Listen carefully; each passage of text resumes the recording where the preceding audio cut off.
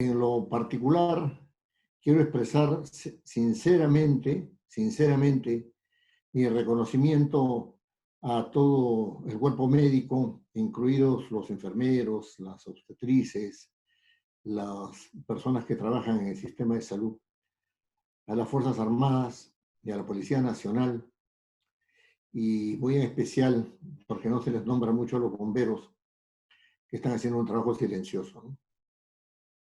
Sí, pues antes de abordar esta materia, quisiera que todos nosotros tengamos ese sentimiento de unión respecto al sacrificio que hacen estas personas por cuidarnos. Nosotros lo que tenemos que hacer es cuidarlos a ellos, cumpliendo con las normas que da el gobierno y procurando establecer el mayor cuidado en nuestros comportamientos. En cuanto a la materia se refiere, hoy día vamos a hablar de un tema que es poco común, porque todo el mundo dice se presentó el proyecto de ley tal, porque todo el mundo dice que se aprobó en comisiones el dictamen tal y después se aprobó el proyecto y que fue publicado en el Diario Oficial del Peruano. Y esto es lo que se llama los lugares comunes, ¿no? Son los lugares comunes. Es decir, un lugar común es aquel que se da como evidente, ¿no? El Congreso aprueba normas y en consecuencia, bueno, pues alguien presenta las normas, el Congreso las debate, ese es un debate un poco aburrido, pero lo importante es que sale en el peruano y los peruanos tenemos que cumplir con estas leyes y si no las conocemos, bueno, nos hacemos un poco los tontos. No, pero en realidad hay una preocupación en los estudiosos de estos temas porque los proyectos de ley sean lo más seriamente elaborados. Y de eso se preocupa un poco la técnica legislativa, ¿no? En realidad, la técnica legislativa es la ciencia que tiene que ver con la manera de cómo se elaboran los proyectos de ley. Y está relacionada con el derecho parlamentario, es decir, este derecho que aprueba las leyes, ¿no? Que norma cómo se aprueban las leyes, solamente en cuanto a los requisitos que debe cumplir el proyecto de ley para ser aceptado por el Parlamento, ¿no? También la técnica legislativa tiene relación con el derecho constitucional, ¿no? Y el derecho constitucional es básicamente el fundamento, ¿no es cierto?, el que da el marco general para el desenvolvimiento de una sociedad, ¿no? Es un marco jurídico y político dentro del cual se inscribe también la aprobación de los proyectos. Pero en ninguno de estos dos casos, pongan atención en esto, y esto es importante, ni en la Constitución, ni en el reglamento del Congreso, ni en ninguna otra norma, ¿no?, se dice cómo es que se elaboran los proyectos de ley para que puedan ser aceptados por el Parlamento. Si se dice que el Parlamento aprueba un proyecto de ley, lo que se está queriendo decir es que ese proyecto de ley esté elaborado conforme a lo que el Parlamento requiere, ¿cierto? Y no de cualquier manera. De tal manera que un congresista cuando llega, ¿no?, al Congreso y cree que sabe elaborar un proyecto de ley, puede creerlo, pero la práctica le va a demostrar que hacer un proyecto de ley no es una cuestión sencilla. Bueno, tampoco es una cosa que sea inaprehendible y que sea, digamos, un asunto inabordable. Lo que única y sencillamente indica es que es un documento parlamentario que tiene que ser necesariamente aprendido, ¿no es cierto?, tanto en su concepción como en su quehacer, ¿no? Y de eso trata esta charla. ¿No? Así pues, la técnica legislativa es la que se ocupa, ¿no?, de dar toda una serie de instrumentos para cumplir con una finalidad, ¿no es cierto?, que no es sino el cumplimiento de una de las funciones del Congreso, que es la función legislativa. ¿Qué instrumentos da la técnica legislativa para que se pueda elaborar un proyecto de ley? Esos instrumentos, ¿no es cierto?, que da la técnica legislativa, ¿no?, son los que permiten que se realice la función legislativa de una manera cierta, de una manera certera y de una manera seria, ¿no? Entonces, hoy día vamos a hablar acerca de cuáles son esos instrumentos que da la técnica legislativa. Pero antes de entrar propiamente, ¿no?, en la reflexión acerca de esos instrumentos, lo que me parece a mí oportuno y que para ustedes va a ser muy interesante, ¿no?, es hablar acerca de la materia de la técnica legislativa. No de su finalidad, sino de la materia. Y la materia es el tratamiento del lenguaje normativo, el lenguaje de las normas. ¿Y qué se quiere decir cuando la técnica legislativa tiene por objeto el tratamiento de las normas? Quiere decir que hay un lenguaje normativo que tiene determinadas características y que esas características tienen que ser tratadas, ¿no es cierto?, de una manera coherente, de una manera consistente para que puedan convertirse en normas. Es decir, el lenguaje normativo lo que hace es manifestar, ¿no es cierto?, la realización de las normas, ¿no? Y la técnica legislativa es la que dice, yo tengo los instrumentos para que se cumpla con esa finalidad, es decir, para que se construya, ¿no?, el lenguaje normativo.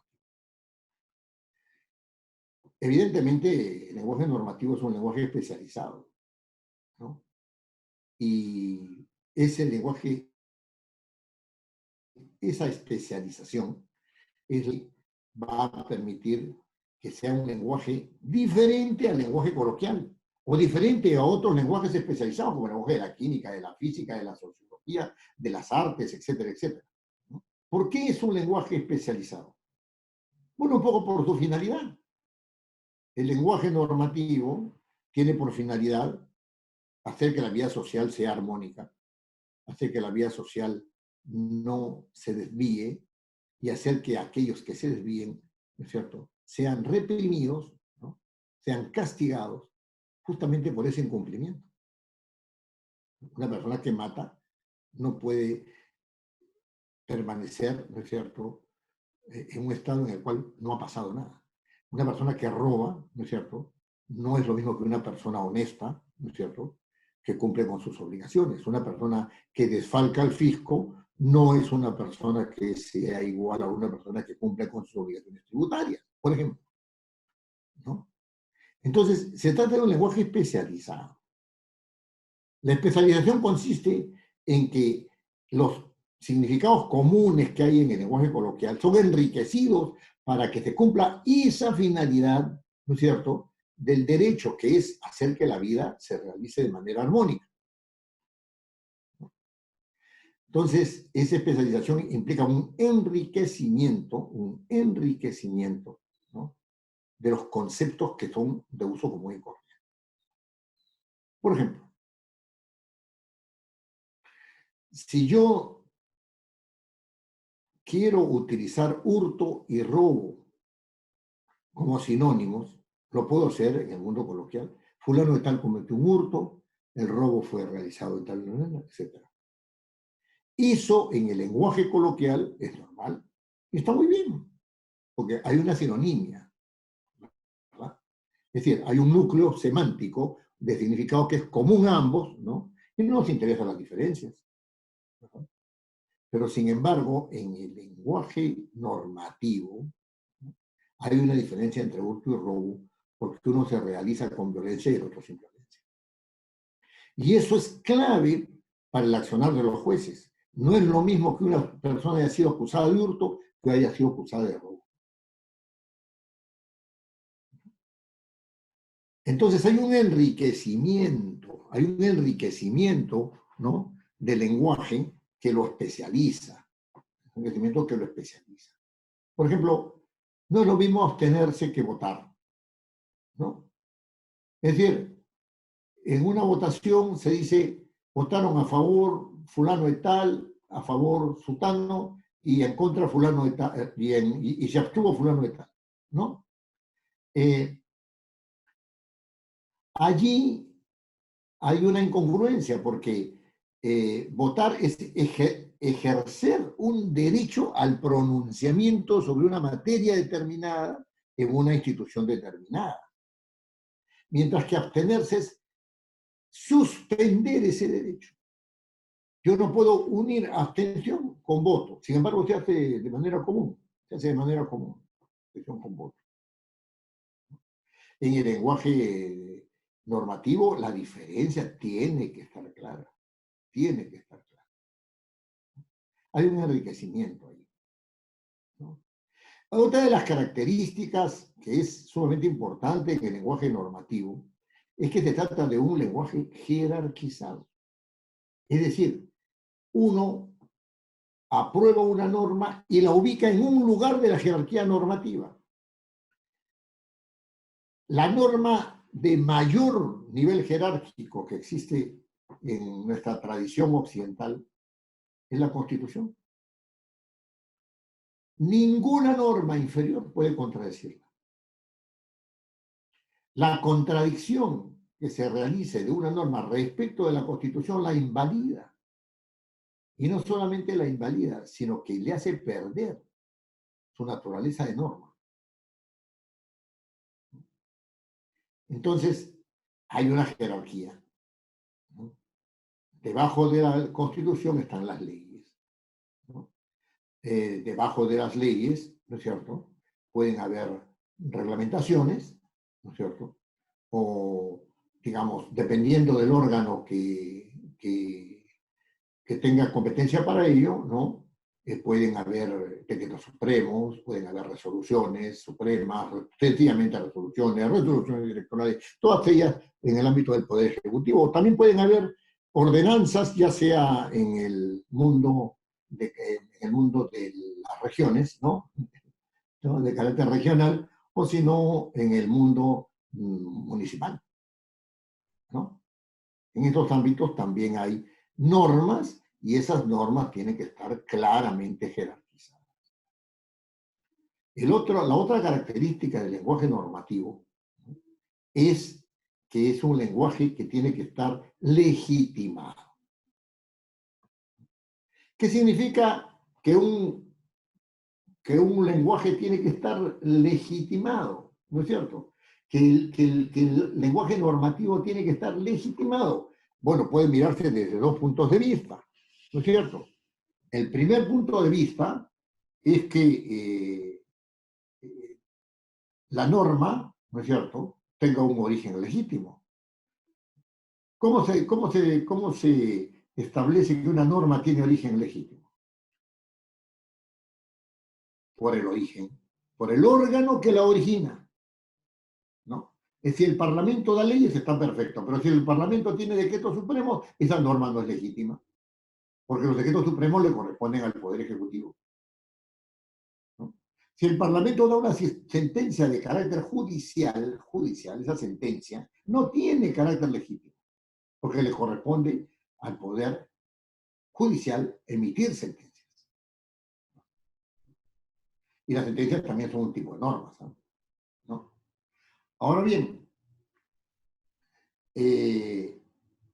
esta legitimidad de origen en cuanto a que es el órgano competente el que tiene, ¿de cierto?, que dar la norma, y no puede ser otro órgano si es que no es el competente, ¿no?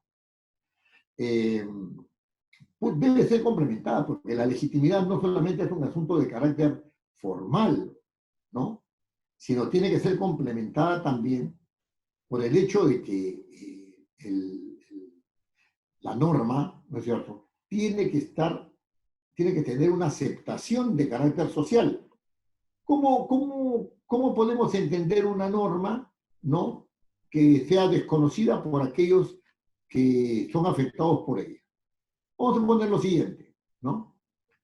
Se va a bajar el 1%, ¿no? El 1% del impuesto selectivo al consumo. Todos felices, ¿no? Los empresarios pagan menos, los usuarios, descontado ese 1%, también pagan menos impuestos, me refiero a los empresarios, ¿no? El precio del producto tiende a bajar, ¿no? Muy bien, pero si lo miramos solamente desde ese punto de vista, ¿no? De repente el Estado siente que se siente afectado porque, habiendo el Parlamento dado esa norma, los recursos que tienen que recaudarse para realizar las obras disminuyen ostensiblemente, porque ya no se paga el 19, sino se paga el 18% del impuesto general a las ventas, ¿cierto? El impuesto selectivo al consumo, ¿no? De donde se deduzca el 1%. Entonces, allí tenemos, ¿no?, que ver con claridad que las normas tienen que ser legitimadas, ¿no? No solamente por su origen, sino también por su congruencia con la aceptación social, ¿no? Con la aceptación social. Y no digo, pues, de todo el pueblo, sino de aquellos que son presuntamente, ¿no es cierto?, afectados por esa norma. Claro, si yo digo que, como dije con anterioridad, que las normas tienen que tener legitimidad, es de esa legitimidad que se deduce que las normas puedan ser coercitivas, ¿no? Es decir, si una autoridad las da, una autoridad competente da la norma, esa norma es exigible, ¿no es cierto?, a los ciudadanos, por quien debe aplicarla, ¿no es cierto?, se convierte en coercitiva porque, ¿no es cierto?, la ha dado una autoridad legítima. Esa coercitividad, ¿no?, es importante, porque no se dan normas para que no se cumplan, se dan normas para que se cumplan. Y en consecuencia, si uno da una disposición, si da una norma, ¿no?, tiene que ser acatada. Ahora último, el presidente de la República ha anunciado que van a haber sanciones pecuniarias para quienes incumplan con el toque de queda o con las salidas, etcétera, etcétera, ¿no? Sí, pues. Y seguramente buscará la forma para que esa sanción sea efectiva. Una última característica, no es la última dentro de la que podemos reflexionar, pero es una última de esta exposición, es que las normas deben también apuntar a un criterio axiológico. ¿Qué cosa quiere decir con un criterio axiológico? Tienen que utilizar criterios referidos a valores que son supremos para la constitución y el mantenimiento del Estado. Justicia, verdad, etcétera, ¿no? ¿Y por qué? Porque, al parecer, y eso ya parece ser irse convirtiendo en certeza, la existencia de las normas no es una existencia suficiente, ¿no? Porque llega un momento en que las normas pueden caer en el absurdo. Por ejemplo, fulano de tal desea quedarse con la casa de sus papás. Él es hijo único, pues, y es heredero forzoso. Pero resulta que a sus 34 años se ha metido en problemas, tiene deudas, ¿no? Tiene que pagar al que le da su paquetito de drogas, ¿no?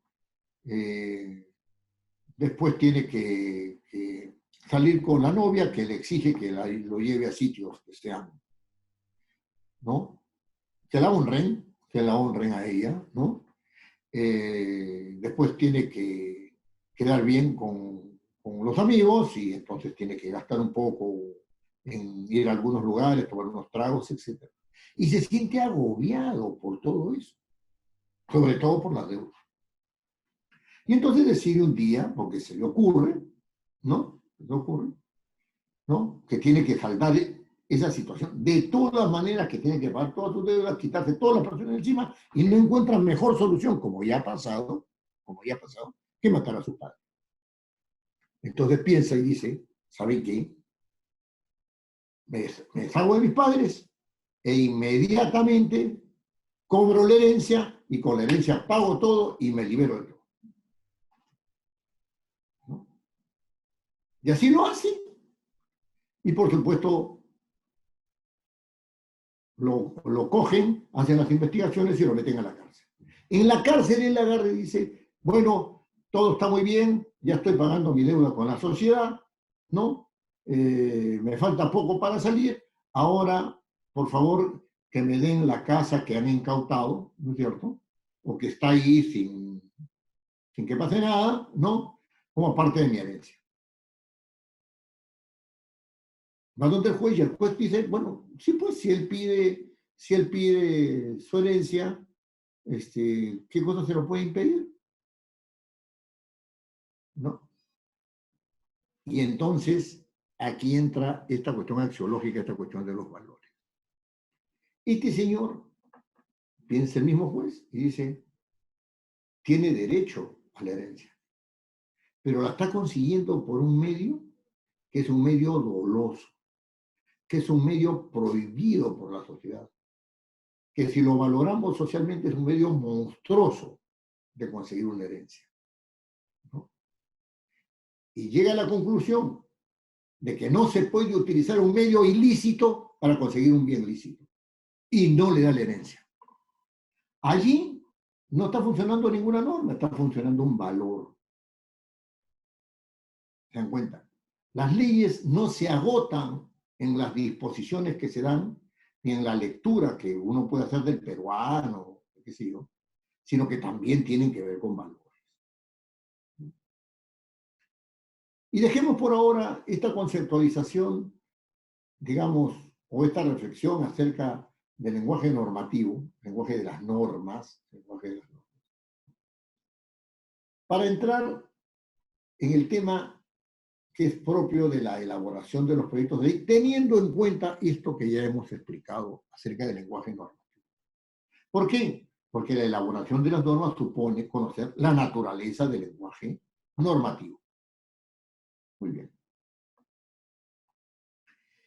Hemos dicho con anterioridad que la técnica legislativa es aquella que se preocupa y que tiene por finalidad la elaboración de los proyectos de ley. También tiene como finalidad la elaboración de los dictámenes, etcétera, pero eso no es objeto de esta charla. Muy bien. Para que esa elaboración de los proyectos de ley tenga fundamento, esta ciencia de la técnica legislativa tiene que tener principios, tiene que tener unos conceptos operativos, es decir, unos conceptos que permitan que los principios sean aplicados, ¿no es cierto?, de una fórmula con una fórmula determinada, y tiene reglas de técnica legislativa. Yo me voy a referir brevemente a algunos principios, no a todos, ¿no? Me van a disculpar la referencia a mí mismo, pero en el libro que escribí el año pasado sobre ciencia de la legislación, ¿no?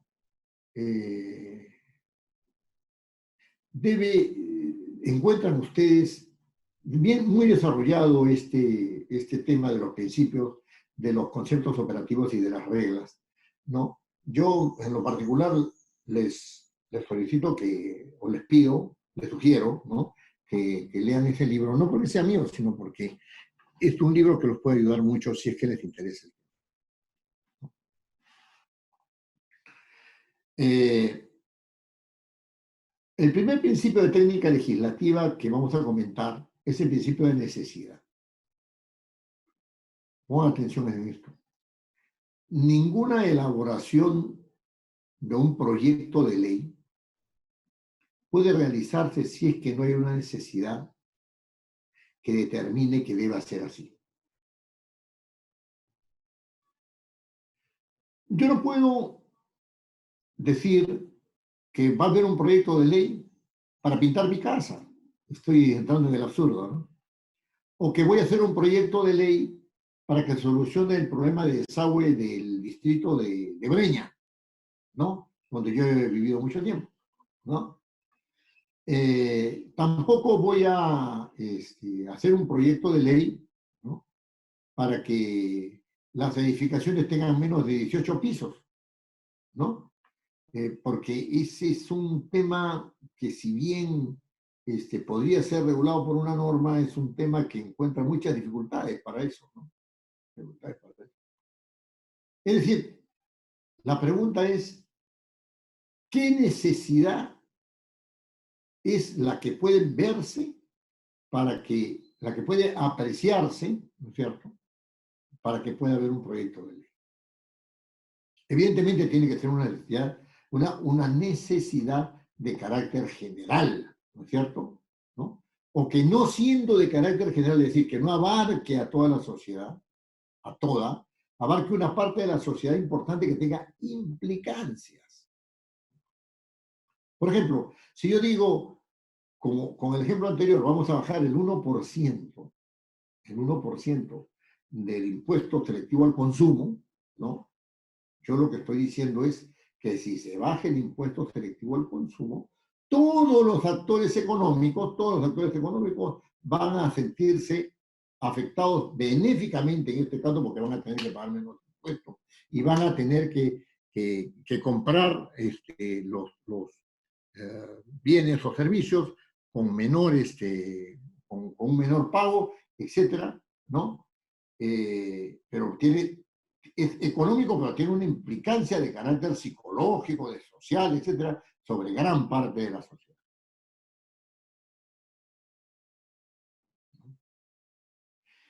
Esta disposición del 1% tiene que haber tenido alguna razón de ser, alguna necesidad. Y claro, se han expresado, si yo bajo el 1%, voy a tener una mayor recaudación. Voy a recaudar más, aunque un poquito menos en cantidad, ¿no? Y voy a ampliar la base tributaria. Y con la ampliación de la base tributaria, lo que voy a hacer es tener más dinero para obras de todo tipo, para obras de todo tipo. Es decir, las arcas del Estado, del Tesoro Público, van a estar más llenas y en consecuencia voy a poder hacer mucho más obra social, ya sea de salud, ya sea de infraestructura, etcétera, etcétera. Esa es una motivación, ¿no? Y parece importante. Y entonces, una vez que se ha ubicado bien cuál es la materia, ¿no? ¿Cuál es el problema que se quiere hacer?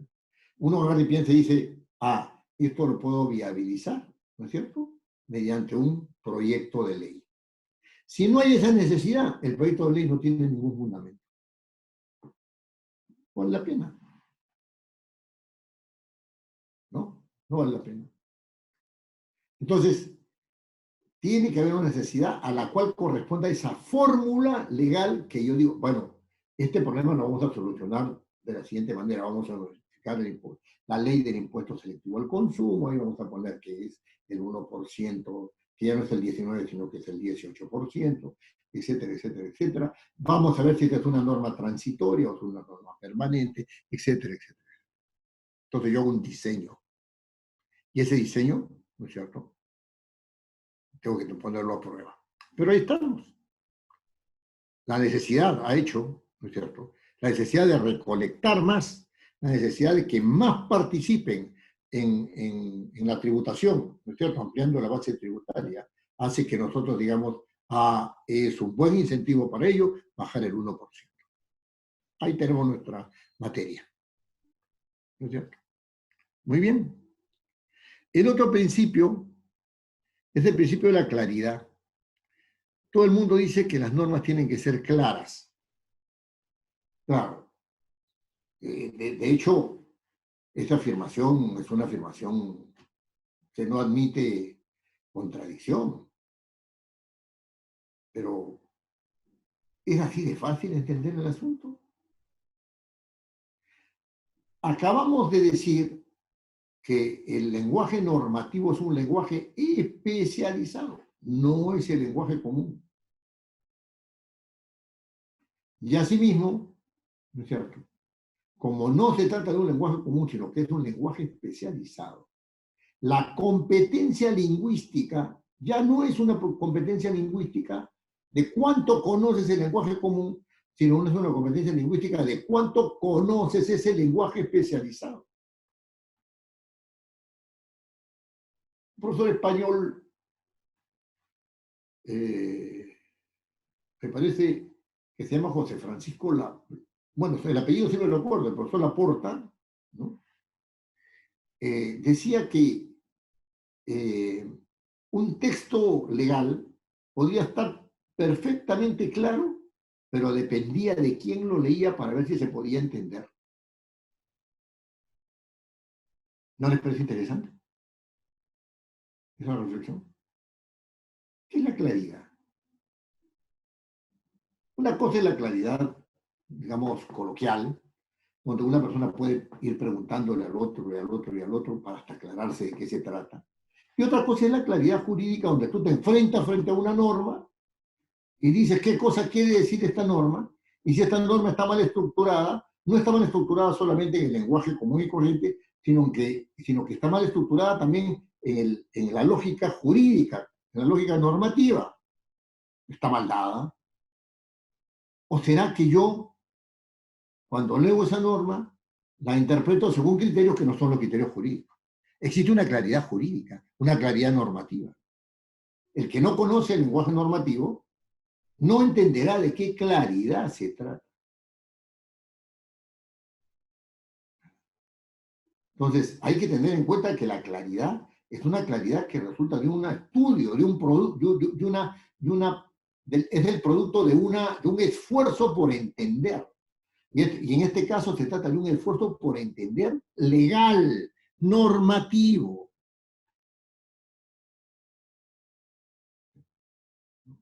Es decir, el hecho de decir vamos a hablar como hablan los viles mortales para establecer las normas puede obedecer a un criterio de ignorancia.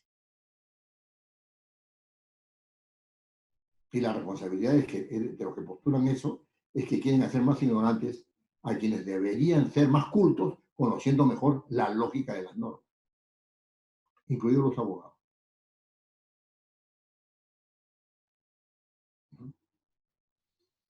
Entonces, y el otro principio, que es un principio al cual ya nos hemos referido, ¿no? Es el principio de jerarquía. Hay muchos más principios, ¿ah? Hay muchos más principios, o sea, podríamos hablar del principio de sucesividad, o del principio de inclusión, pero y ser exhaustivo en una conferencia como esta, ¿no? Nos llevaría muchísimas horas y yo creo que eso deberíamos hacerlo parte más bien de un curso o de un seminario sobre lenguaje normativo o sobre elaboración de proyectos de ley.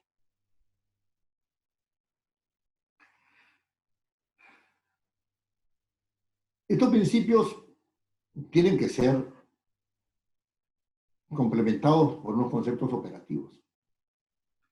Y los conceptos operativos que la técnica legislativa tiene son principios que son muy útiles, ¿eh?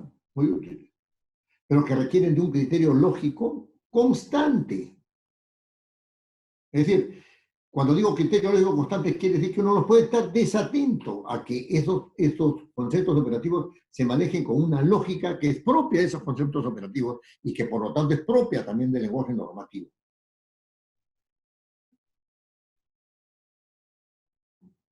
Uno de los conceptos claves de carácter operativo, ¿no? Es el concepto de materia legislable. ¿Cuándo hay materia legislable? Si yo tengo un problema, como lo decía con anterioridad, y entiendo de que ese problema puede ser solucionado por medio de una norma, ahí habrá materia legislable. Efectivamente. El problema que uno se pregunta es, ¿por qué? ¿Y por quién? ¿No? El por qué es porque existe una relación entre lo que uno haya en su análisis del problema y lo que el instrumento legal le permite, ¿no es cierto? Ese es el porqué. Entonces, si hay una relación, hay un porqué, hay una razonabilidad, ¿no es cierto? Entonces uno dice, vamos, ¿no es cierto?, a producir la norma, sea esta de carácter legal. Pero el hecho de que haya materia legislable no quiere decir que solamente el Parlamento pueda legislar, sino que esa materia legislable también puede ser hecha, puede ser, perdón, procesada, ¿no? Por el Poder Ejecutivo, o que pueda ser procesada por los gobiernos regionales, o pueda ser procesada por los gobiernos locales, según el ámbito de competencia, según su ámbito de competencia. Si les corresponde la competencia sobre esa materia, ellos son los que tienen que revisar. Entonces, ese tema, ¿no? De la, del, de, que de que haya un núcleo, ¿no? De que haya un núcleo legislable, está en razón de cómo se ejerce la competencia, ¿no? Porque si al encontrar materia legislable uno no haya cuál es el núcleo de esa materia legislable, tampoco podrá ubicar, ¿no?, aquel núcleo legislable propio de su propuesta. Les pongo el siguiente ejemplo. Yo encuentro, ¿no?, que es necesario que el Instituto José María Arguedas, ¿no es cierto?, de cualquier ciudad, tenga que ser elevado a nivel universitario. Muy bien. ¿No? Y entonces, ¿y por qué? Porque está muy descuidado, porque necesita de mayores fondos, porque de ahí han salido grandes músicos, etcétera, etcétera, etcétera, etcétera, ¿no? Y que en este momento hasta el edificio está por derruirse, hay un problema, tiene 1.500 estudiantes, los estudiantes van a quedar en la calle, etcétera, etcétera, de parte del problema. Y digo, bueno, para esto tengo que dar una ley para otorgarle nivel universitario. Pongo ahí en mi fórmula, ¿no es cierto?, en la que voy a proponer, pongo declárase de necesidad pública, ¿no es cierto?, el otorgamiento de nivel universitario al Instituto Tecnológico José María Arguedas de la ciudad, Pero como esto no es suficiente, agarro y digo, encárgase al Ministerio de Educación a realizar los trámites. O si no, encárgase a la Dirección Regional de Educación del sitio que corresponda a realizar los trámites necesarios. ¿Cuál es el núcleo? ¿Cuál es el núcleo? Quito la declaración y lo demás no tiene ningún sentido. Y entonces, en toda norma hay un núcleo legislable. En toda norma hay un núcleo legislable, así la norma sea declarativa, ¿no? Sobre las normas declarativas también podemos hablar, pero no es el punto, ¿no? El núcleo legislable es aquel que, si se quita de la propuesta, la deja a esta propuesta sin razón de ser. Ahora, si el núcleo legislable está claramente establecido, declárase de necesidad pública, ¿no es cierto?, el elevamiento del Instituto José María Arguedas a universidad, si está claramente establecido, las otras normas van a ser normas complementarias. Normas complementarias, ¿por qué? Porque están desarrollando la materia de ese núcleo legislable, ¿no? Y después van a haber otra serie de normas que son normas transitorias, ¿no?, que son las que indican cómo es que cuando va a entrar en vigencia esa norma, que si va a haber o no va a haber un tiempo para que esa norma entre en vigencia, que si esa norma tiene en cuenta el nivel universitario se va a aplicar a los que entran o también a los que ya están estudiando, etcétera, etcétera, etcétera. Todas esas normas son normas transitorias.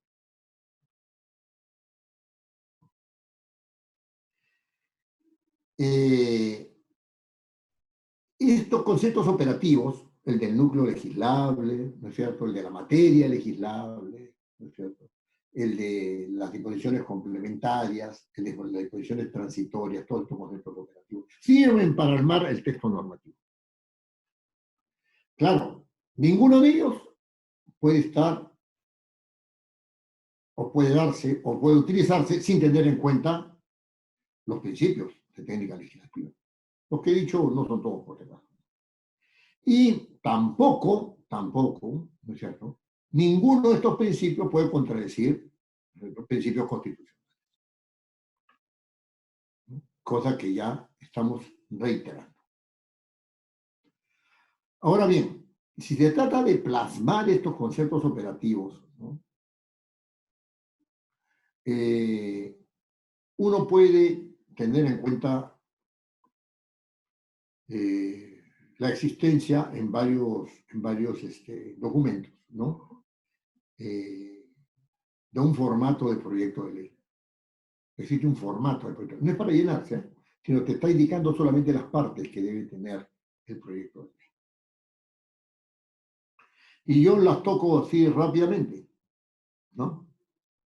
La primera es una sumilla que te habla acerca de que el proyecto de ley, ¿no?, propone, por el que se propone tal y tal y tal cosa, la modificación de tal y tal cosa, tal cosa. Una cosa muy sucinta, muy clara, ¿no? Después viene una fórmula legal donde se dice quién la propone, una fórmula no legal, sino una fórmula introductoria, ¿no?, donde se propone, donde se establece quiénes proponen, ¿no?, quiénes proponen. Después viene el título del proyecto de ley, el título del proyecto de ley, ¿no? Y después una fórmula introductoria al proyecto de ley mismo. O sea, el Congreso de la República ha dado la ley siguiente, ¿no? Se da el título de la ley y viene todo el cuerpo normativo, artículo tras artículo, tras artículo, tras artículo. Si hay desarrollo de los artículos hacia abajo, o sea, desarrollo de artículos hacia abajo, entonces se habla de incisos y se habla de literales. Yo no voy más abajo de eso porque esto dificulta la revisión. Si se entiende de que el cuerpo normativo es muy amplio y tiene que ser agrupado, entonces los artículos empiezan a agruparse en subcapítulos, en capítulos, en títulos, ¿no es cierto?, hasta que van hasta los libros, ¿no? Entonces, esta manera de organizar, ¿no?, es propia del texto normativo. Un texto normativo es corto, artículo, artículo, artículo y artículo. Disposiciones nucleares primero, disposiciones complementarias después, disposiciones transitorias después. Ese es el orden. Después que se ha terminado esta parte resolutiva, ¿no?, se pasa a la exposición de motivos. Y en esto quiero centrarme atención en esta última parte de mi conferencia. La exposición de motivos es una parte importantísima de la elaboración del proyecto, porque en ella se explica por qué este proyecto de ley debe ser aprobado.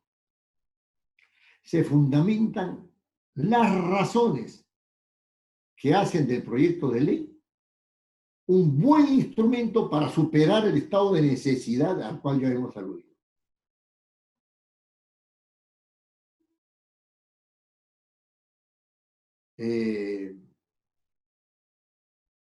Aquí, en esta exposición de motivos, hay una parte inicial que es de carácter narrativo, en el buen sentido de la palabra narrativo. Hay que saber narrar, hay que saber aprender. a presentar, ¿no es cierto?, un proyecto de ley. La exposición de motivos empieza con una versión sintética del problema que se intenta resolver. Han ocurrido los sucesos tales y tales en tal lugar, ¿no?, que vienen siendo concatenados con estos otros sucesos tales y tales en otros lugares. Y esto está adquiriendo un carácter nacional y puede traer problemas de este tipo, de este tipo, de este tipo, no solamente para el Estado, sino para el desarrollo de la vida social, ¿no? Suponiéndonos un caso de movimientos campesinos, ¿no?, un asunto, un paro de camioneros, ¿no?, una afectación, ¿no es cierto?, del principio de autoridad, ¿no? Ustedes cuentan el problema, ¿no?, y qué incidencias tiene, etcétera, etcétera, etcétera. Esto de las incidencias es muy importante. Y entonces dicen que, habiendo analizado ese problema, ustedes estiman que la propuesta que antecede, ¿no es cierto?, es una propuesta adecuada porque, y describan la propuesta, porque se norma tal cosa, tal cosa. De tal manera de que con esto ayudaríamos nosotros a la solución de esto, a la solución del otro y a la solución de esto. Hasta aquí todas son afirmaciones. Hasta aquí todas son afirmaciones. ¿Ya? Muy bien.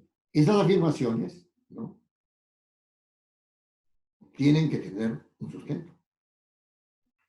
Y aquí voy a referirme yo a tres aspectos fundamentales, ¿no?, que constituyen el debate acerca de este problema y de esta probable solución legal. Son tres instrumentos que a mí me parecen sumamente importantes, ¿no? Uno de ellos es el análisis de impacto normativo, ¿no?, el impacto que tendría esta propuesta sobre las normas existentes. El segundo es el análisis de costo-beneficio, es decir, el impacto que tendría esta norma sobre determinados grupos sociales, ¿no es cierto?, y su incidencia de carácter económico. Y el tercero, hay uno de incidencia ambiental que no voy a tocar ahora, ¿no?, y el tercero es cómo manejar las opiniones al respecto. Si hablamos del impacto normativo, ahí nos movemos en dos niveles. El nivel constitucional, por un lado, y por otro lado, el nivel legal, ¿no es cierto? Ambos complementarios. Así se entiende. Si una de las propuestas normativas que está en ese diseño de proyecto de ley, si una de las propuestas normativas contradice la Constitución, no puede darse, porque sencilla y únicamente una norma que contradice la Constitución es una norma inválida, y yo diría que hasta inexistente. Pueden darse varios casos, ¿no? Por ejemplo, si un congresista presenta un proyecto de ley para modificar el presupuesto nacional de la República, evidentemente esa propuesta es inconstitucional, ¿no? Y es inconstitucional porque el artículo 79 de la Constitución dice que los congresistas no tienen iniciativa para incrementar o crear gasto público, ¿no? Es inconstitucional y por lo tanto no puede ser aceptado. Y en su caso, si es que llegara a aprobarse, podría ser objeto de una acción de inconstitucionalidad ante el Tribunal Constitucional. Ahora último, por ejemplo, se hizo una observación en el Pleno del Congreso diciendo de que la suspensión del pago de peaje, ¿no? El pago de peaje tendría consecuencias de carácter económico y podría ser objeto de una acción de inconstitucionalidad ante el Tribunal Constitucional. ¿Por qué? Porque existe una disposición constitucional que dice que los contratos y las concesiones son contratos, ¿no? No pueden ser objeto de tratamiento legal. O sea, por una ley no se puede dejar de lado un contrato o afectar un contrato. El presidente de la República al día siguiente agarró y dijo, bueno, los peajes del Estado, ninguno está cobrando. Algunos peajes los hemos puesto de acuerdo con privados, etc. Estamos buscando los que restan para conversar con ellos. Actitud correcta. Actitud correcta. Esa ley no debía ser aprobada por el presidente de la República.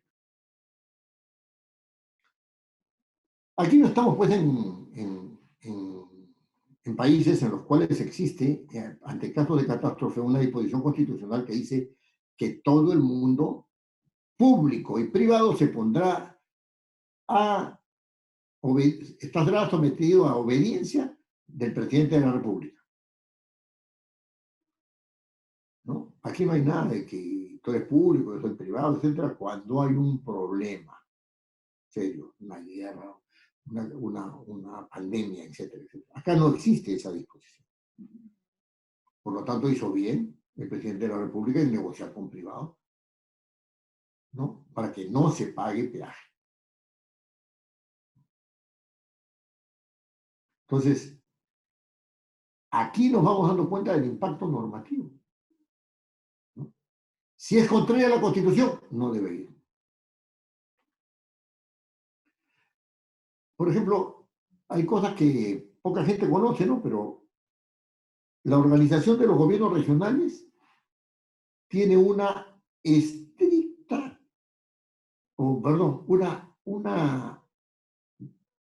es objeto de una disposición constitucional por la cual el cambio de organización de los gobiernos regionales solamente puede ser hecho por ley.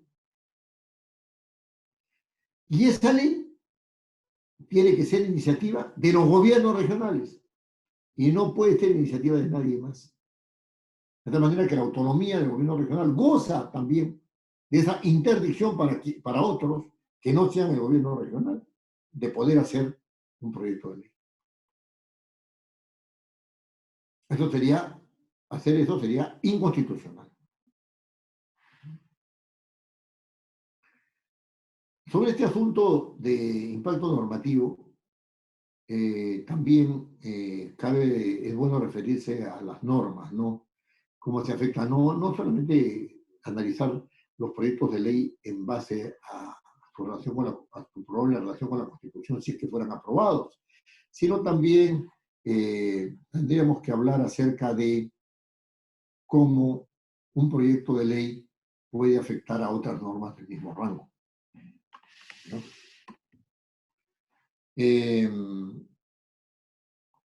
Yo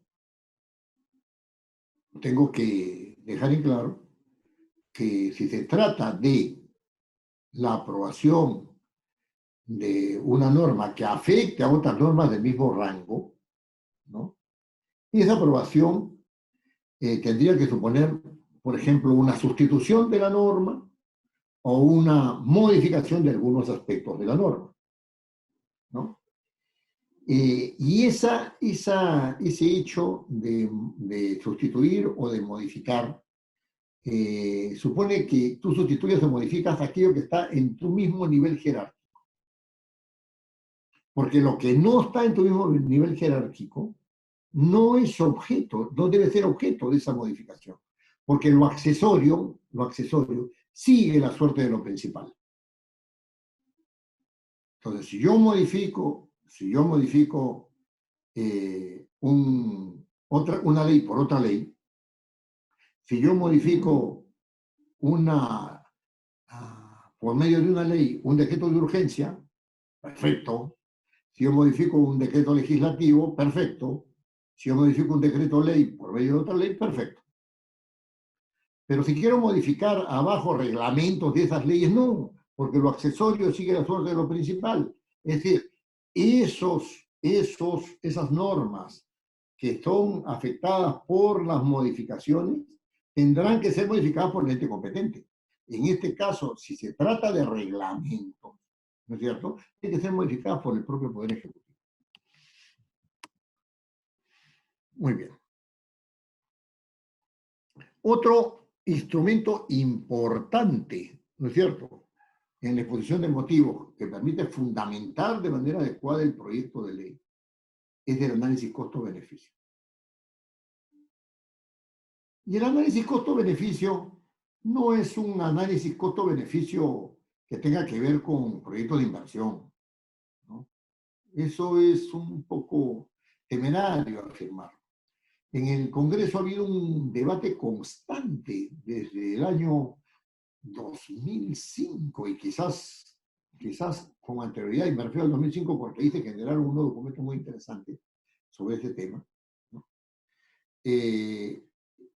Han habido bastantes aportes e incluso iniciativas para crear un departamento de asuntos económicos en el Congreso. Asunto que no ha prosperado, ¿no? Pero lo que sí hay como fuente para documentarse, ¿no es cierto?, sobre el análisis costo-beneficio, es, en primer lugar, un documento del año 2005 que se llama Guía para el Análisis del Costo-Beneficio, que fue elaborada, ¿no?, fundamentalmente por un ingeniero, don Luis Mejía Regalado, ¿no?, que fue secretario técnico, ¿no?, y que falleció hace unos, me parece, 3 o 4 años, ¿no? Es un instrumento excelente, pero fíjese, tanta es su excelencia que hasta ahora no ha sido aplicado. y me río, pero me río con pena porque si se hubiera aplicado bien para el análisis costo-beneficio, el instrumento de análisis costo-beneficio elaborado por el ingeniero Mejía, ahora lo habríamos mejorado enormemente y no estaríamos poniendo que este proyecto de ley no irroga gastos, que no se trata de eso. También hay un trabajo excelente, una publicación de la Universidad Católica del doctor Schreiber, ¿no?, donde está resumido todo. Ahí está todo el análisis costo-beneficio pasado sucedido en el Congreso, ¿no? Hay otro trabajo de una fundación alemana, pero no es la Friedrich Ebert, ¿no?, es otra, no recuerdo cuál es. Un excelente trabajo sobre análisis costo-beneficio para los proyectos de ley, un libro celestito, ¿no? No recuerdo hasta ahora quién se hizo cargo de ese tema. No recuerdo el apellido del autor de ese tema. Es la Fundación Friedrich Ebert, si no me equivoco, ¿no? Y después existen unos artículos estupendos, ¿eh?, muy bien hechos, por dos secretarios técnicos, don Julio Aro Carranza y don Roberto Hernández Miranda, ¿no?, que hablan acerca del análisis costo-beneficio de una manera muy interesante, ¿no? Bueno, don Julio Aro ya se retiró del Congreso también juntamente conmigo a la misma fecha, ¿no?, al mismo tiempo. Y también existe un artículo interesante de Patricia Durán. Todos estos artículos están en la revista, en una revista del Centro de Estudios Constitucionales y Parlamentarios del Congreso, ¿no? Esta revista es gratuita, ¿no? Ustedes pueden llamar cuando esto se mejore al Centro de Estudios Constitucionales y Parlamentarios y pedir la colección. ¿no? O pedir las revistas, son de distribución gratuita, ¿no? Se llama Cuadernos Parlamentarios. Pero vamos a ver en qué ha quedado todo este asunto de análisis costo-beneficio, ¿no? Yo, de las lecturas que he realizado, se darán cuenta ustedes que no son muchas, porque no se ha escrito tampoco mucho sobre el análisis costo-beneficio de los proyectos de ley. He llegado a la siguiente conclusión. Tenemos que hacernos algunas preguntas que son fundamentales. La primera pregunta que es fundamental es, yo hago un análisis de costo-beneficio. ¿Cuál es el costo y cuál es el beneficio? ¿El costo de qué y el beneficio de quién? Ahora, muy bien. Entonces, la primera pregunta que tengo que hacer es, ¿cuál es la situación problemática? Esta. ¿Cuál es la situación que se querría obtener? Esta. Muy bien. ¿A qué grupos sociales afecta? Costo-beneficio, beneficio, grupos sociales. Afecta, pero puede afectar positiva o negativamente. ¿No es cierto? En segundo lugar, ¿se puede cuantificar ese costo-beneficio, o sea, ese análisis costo-beneficio de a quiénes les afecta y a quiénes no les afecta y cómo les afecta? ¿Se puede cuantificar? ¿Sí o no? Si se puede cuantificar, tenemos un costo del proyecto. Y es un costo social. Y después yo agarro y saco mi conclusión.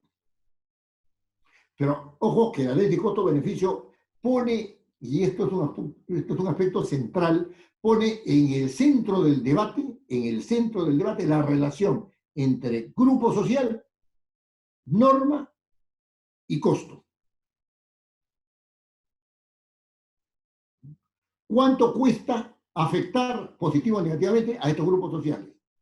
Puedo decirlo de otra manera. ¿Qué grupos sociales son afectados positiva y negativamente por esta norma? Esta norma, la tercera posibilidad, si afecta a estos grupos sociales positivos o negativamente, ¿qué costo va a tener esto para el Estado? No todo se puede cuantificar en un proyecto de ley. Los que tenemos experiencia en evaluación de proyectos, sobre todo por el trabajo en comisiones, ¿no? Nos damos cuenta que no todo tiene que tener una cuantificación, pero sí puede hacer un análisis cualitativo. Ese análisis cualitativo es muy importante. Yo les sugiero aquí que se consigan, si es que tienen interés en el análisis costo-beneficio, que se consigan, o sea, pueden conseguirse todos los libros que yo les he sugerido, ¿no? El del doctor Schreiber, el de la Fundación Friedrich Schiller, el de los cuadernos parlamentarios, etc. Pero no dejen de conseguirse el manual, la guía de técnica legislativa de don Luis Mejía. Si alguien la desea, me escribe, yo se la envío. No tengo absolutamente ningún problema. Van a tener a través del ICJ o aquí mismo en el video, de repente cuando ya sea objeto de alguna pequeña edición, ¿no es cierto? El nombre de mi empresa, Oviedo Landaure Consultores, ¿no? Y los teléfonos, para que puedan llamarnos, incluso el correo, y le respondemos inmediatamente. Si ustedes desean este tipo de material, se los enviamos. No hay ningún problema. Bueno, claro, si quieren participar en un curso u otro, eso ya es una cuestión de coordinación para ver el momento y la oportunidad, ¿no? Una última reflexión que quiero hacer sobre este asunto de la exposición de motivos es el asunto de las opiniones. Las opiniones, algunas son obligatorias. Es decir, cuando uno envía un proyecto de ley sobre un tratamiento especial para una determinada región, tiene que tener el informe, ¿no?, del Ministerio de Economía y Finanzas.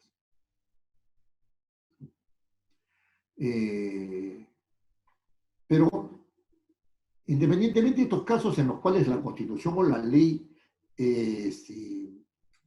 impelen a que hayan estos informes, los hacen de manera obligatoria, hay una obligación, si se quiere, de carácter institucional, ¿no? Que tiene que hacer que los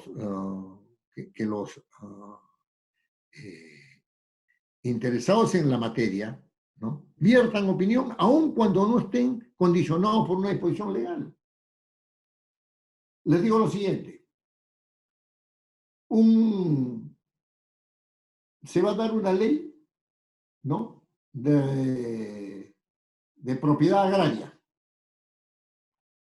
Y entonces la Sociedad Nacional Agraria agarra y dice, ¿sabe qué? Yo entro ahí a tallar rápidamente porque a mí me interesa.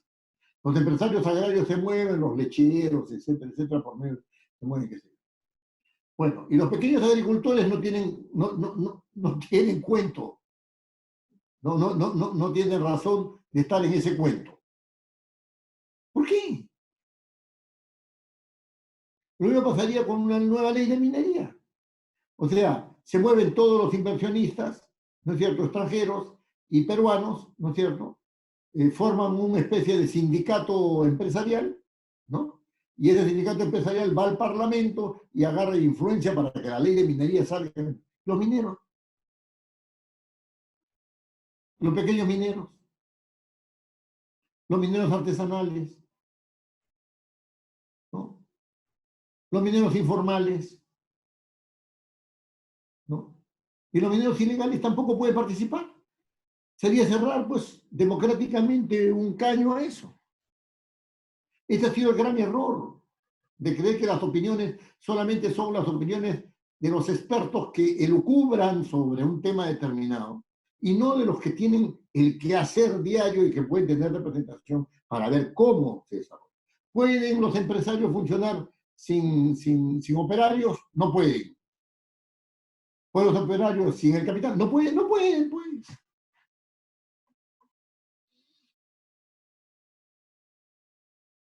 Y no se puede reducir todo a un asunto de rentabilidad porque si no tendremos, como venimos teniendo, una economía rentista. Pero bueno, pero aparte de esto, que es un asunto que tiene que ver con algo específico, ¿no? En cada proyecto de ley hay afectados, costo-beneficio. Y los afectados, positivo o negativamente, tienen que estar ahí en la balanza. Y el Parlamento tiene que saber tamizar sus criterios. Caso palmario, AFPs. La opinión de la AFP prima la opinión de la OFP, qué sé yo, pues por futuro, la que sea, ¿no es cierto? Tiene más fuerza que la opinión de los usuarios que van a recibir pensiones de 1.300 soles o de 1.500 soles, ¿no? Sin un informe claro de cómo se está manejando su dinero. Cuando se quiera hacer la gran reforma, ¿quiénes van a estar en el debate? Esas son las opiniones que son importantes para un proyecto de ley. De manera tal que la función de representación en el Congreso tiene esta modalidad. Tiene esta modalidad. Los representados tienen que estar en el Congreso en la medida en que sus derechos pueden ser afectados. Y pueden ser afectados positiva o negativa. El Parlamento se convierte en el fiel de la balanza. Y aquí también hay bastante que conversar.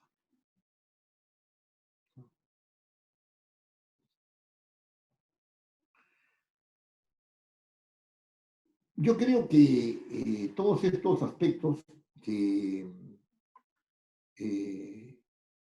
estos instrumentos que yo les he manifestado pueden ayudarlos a elaborar un proyecto de ley con cierta suficiencia. Les sugiero que tomen un seminario de elaboración de proyectos de ley.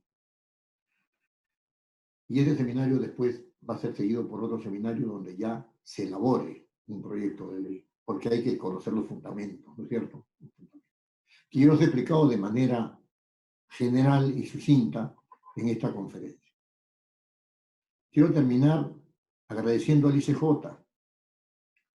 al Instituto Superior Tecnológico, ¿no?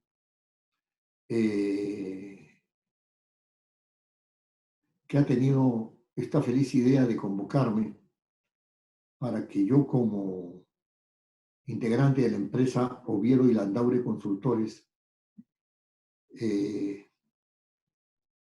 converse con ustedes acerca de cómo es que se puede elaborar un proyecto de ley. En estos momentos en los cuales hay una recesión propia del momento de salubridad que estamos pasando,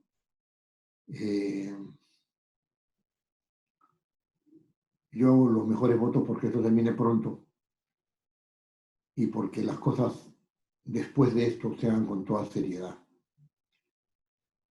y con bondad respecto a los demás.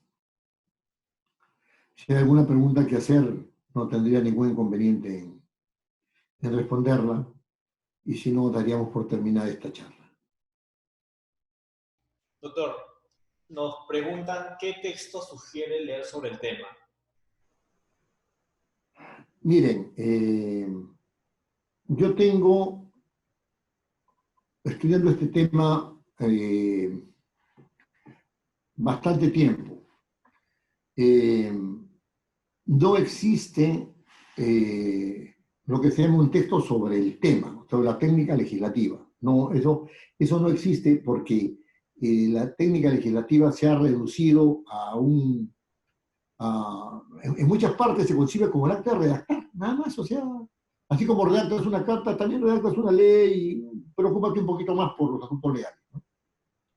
Entonces hay poco. Entonces me van a disculpar lo que les voy a decir, no lo tomen como un acto de pedantería, pero pueden leer el libro Ciencia de la Legislación y Técnica Legislativa, que yo he publicado, lo he publicado el año pasado, ¿no?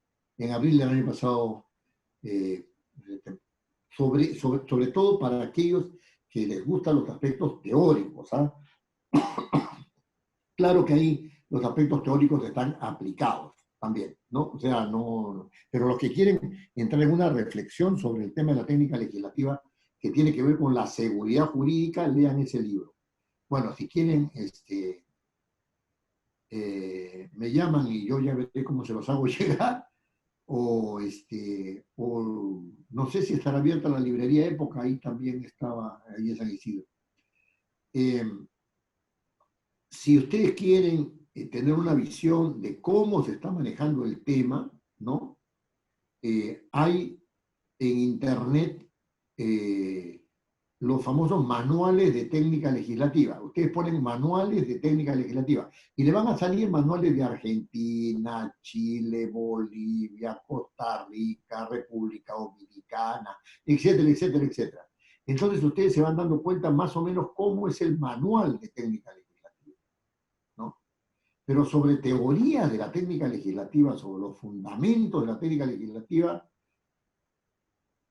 estimo, salvo mi ignorancia, que el único que ha escrito sobre esos temas, ¿no? He sido yo, pero discúlpame que diga yo porque el yo es una ilusión, ¿no? Pero en fin, ahí está el libro, ¿no?